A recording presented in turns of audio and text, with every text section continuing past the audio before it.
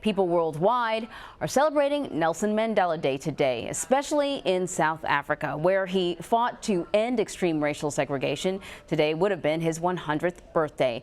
But now some youth in South Africa are questioning his legacy. CBS News foreign correspondent Debora Patta spoke with a few of those critics about why they believe Mandela didn't do enough. They are called the Born Frees, born after Nelson Mandela became South Africa's first democratically elected president, free after decades of racist rule. Yet for many of them, Mandela's dream of a rainbow nation has been a bitter disappointment. 24 years into South Africa's democracy, more than half the population still lives in abject poverty. It is a myth, and you know, we are bearing the brunt of that because we grew up with this fallacy of this new South Africa, this place that's going to let us dream and be whoever we are. But now, as young adults, we are being blocked at every turn, you know. Jabu Simelani's mother works as a cleaning lady in one of Johannesburg's most affluent suburbs. He grew up in this tiny room, but found a way out of poverty because in an extraordinary act of generosity, his mother's employer paid for him to get a decent education. Most people, he says, are not so lucky. White people hold the power in South Africa, though it's mainly white male dominant, you know, and even though politically there's a whole lot of black faces, the true power, the economy is still run by white people.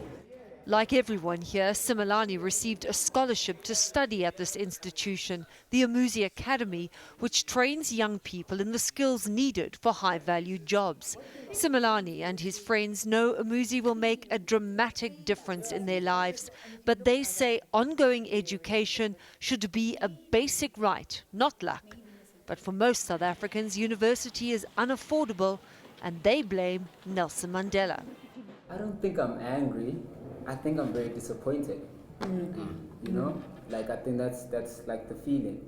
I feel like they could have done more for me as a person. They being Nelson Mandela. Nelson Mandela, the ANC, the people that got us our freedom. You know, they could have done better for us. Nelson Mandela himself Could have got a better deal. Could have got a better deal. It's a growing South African narrative amongst young people that Mandela and his colleagues sold them out by only obtaining political and not economic freedom. What's the point of getting VIP access if you're not going to get the VIP benefits? Do you know, it's like you're an honorary white person. It's like, come through, chill with us, but you're not going to do the same things that we do. Do you know what I mean? It's like you're going to get into the party, but you're not going to take a picture with Beyonce type of thing. But for those who were close to Mandela, like Jay Naidu, who was in his first cabinet, the fault lies not with Mandela, but the leadership that followed him. I think he would have understood the anger. He would have understood the anger and accepted it. I think his disappointment is not in the young people.